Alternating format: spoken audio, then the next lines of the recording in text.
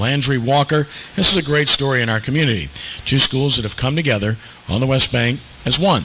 And it's not easy to do when you're meshing young men and women, when you're a coach and you have to mesh staffs and you have to mesh players. Let me tell you something, they're doing a really good job, no issues whatsoever, and they're going to be really good when they figure it all out. They just played Shaw in a jamboree this past Friday night, the West Bank Optimist Jamboree, and tied 7-7, and they'll open the regular season at South Lafourche Friday night at 7. By the way, his programs have impacted all the people here today. Keenan Lewis with the Saints from O'Perry Walker High School, of course, Anthony Johnson at LSU, Devin Powell, Rob Kelly at Tulane. You can go down the NFL list forever and a day. Mike Wallace is still playing.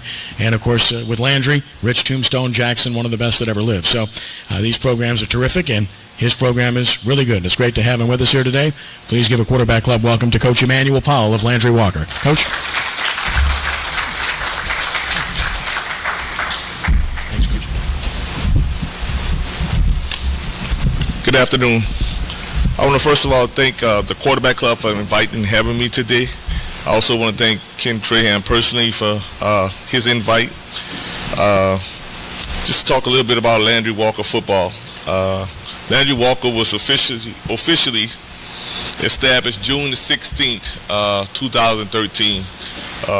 Initially, we had heard thoughts of rumbling about the two schools merging, and we initially thought, well, that would be a great idea, because if you got two powerhouse schools and 5 minutes away from each other, Landry around the corner from O'Perry Walker, if you could combine those two schools, God, the sky's the limit. So we started off in February of 2013, actually working out and having an off-season workout program together. Initially, it was pretty rough, because you had two schools that were arch rivalries a few years back. If you say, they were always at each other's throat in regards to which one was the better football team, which one had the powerhouse basketball team, or what have you. But just being 5 minutes away, you also had the LGS community, whereas you had most of these kids that actually lived in each other's household, who was someone cousin, somebody aunt, someone uncle. So that made the merger a little bit easier moving forward. The both schools came from very, very rich traditions in regards to O'Perry Walker in 2002, going to the state championship in the early 70s, early years, LB Landry winning actually state championships. Both came from LGS charter LGS community in regards to a small little community on the West Bank that always had the talent but wasn't quite able to get there most recently. But here I stand today to say that with the combination of an LB Landry, O'Perry Walker football team, we hope at the end of this season we'll get in that state championship. Because we went from having 45 to 50 numbers as numbers on the football team to right now having anywhere between 90 and 100 football players on the football team. Right now we're currently not able to dress every one of them because we only had 85 uniforms. But it created great competition and great atmosphere for those 85 jerseys. So using that as a stepping stone to get to where we're trying to go, we use those competitions in those different areas of offense, wide receivers and running backs and quarterbacks. Once we only had one of everything, now we have two or three of everything. So you can imagine going from 50 to 60 kids to going well over 100, 103 kids that's on the roster right now, including our JV. Bringing these two schools wasn't easy. You had different, but we used that as opportunities to come together and fight adversity. When I say it wasn't easy, it was because at the beginning we really wasn't sure. It was a lot of just talk, a lot of just it's going to happen, it's not going to happen. Do I move forward with continue to combine the schools? Do I stop? And then finally we got the official word in June. we had already been through spring football practice, to whereas at the end of spring football, we actually scrimmaged East St. John and actually did very well. We actually won the game. Throughout the summer, we practiced together. We participated in several 7-on-7 competitions.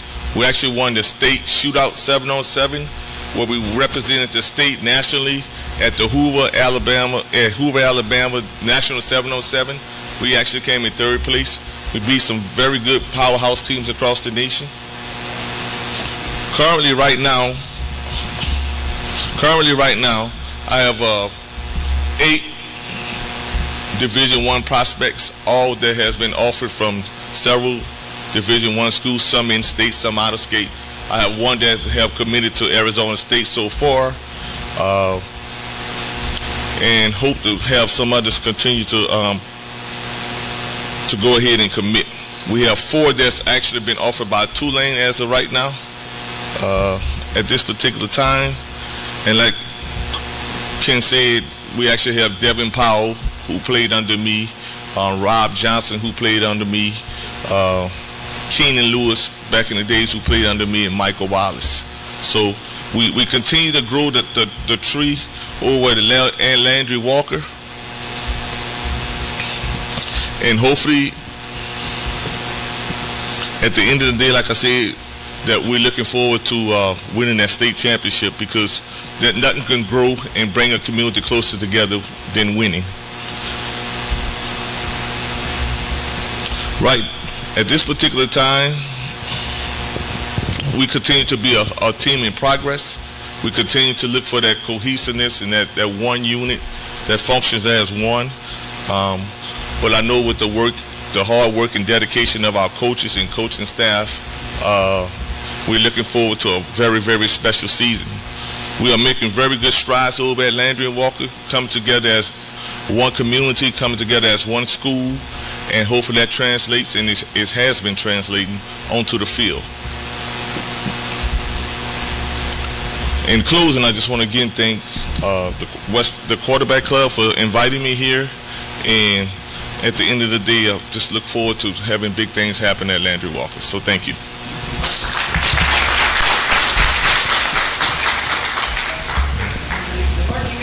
Reminds me of how South Plaquemines actually got formed after Katrina. So did you look to that program as a guidance of how you're going to bring these two programs together? Because South Plaquemines is obviously a really good team when they got merged together. So, well, I talked to several people, some South Plaquemine people, some people just after the storm in general, and asking them what did they do, how did they do, what are the things they did to bring the schools together, and we utilized some of those things. We did a lot of retreats. We did a lot of 7-on-7 brought us a lot of close-knit together, because when you go on those trips and it's just 4 or 5 rooms and you all together, that help bring all that camaraderie together. Coach, what is the nickname of your team? I understand it's a combination of both schools. The Charging Bucks.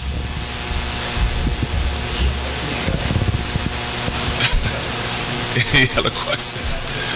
Who's in your district, and who do you think is going to be the big competition this year for you? Well, we are considered the SEC of Louisiana, and I just want to tell you why.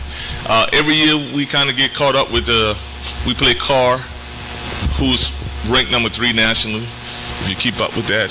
We play 35, John McDonald 35. We play Warren Easton, Bell Chase. I think that's it. That's it. Yes. And Easton's extremely good. We watched the Jamboree. They're extremely good. They have a lot of talent. Coach, what was the approximate enrollment of each school when you're combined? We had over at Old Prairie Walker, we had about 850 kids, and LB Landry had roughly about 350. What facilities do y'all use? We actually use both, because we're in construction of doing some things over at LB Landry, like refurbishing the field and doing things of that nature and recreating the weight room. So we actually in between both. So we use a actual yellow bus to go backwards and forward, back and forward. Yeah, a lot of traveling time. Coach, these high schools that participate in the 7-on-7 tournaments around the country, who sponsors the travel and the stay and all that? Is that on the kids, or how does that work? Well, actually, we've been very fortunate. That was actually L.B. Landry, Old Perry Walker actually picked up the bill. The 7-on-7 shootout, the actual representative paid for us to be there, the actual sponsor for the pay for the participant of the kids, but actually all the traveling and the lodging and all those things, Landry Walker picked it up.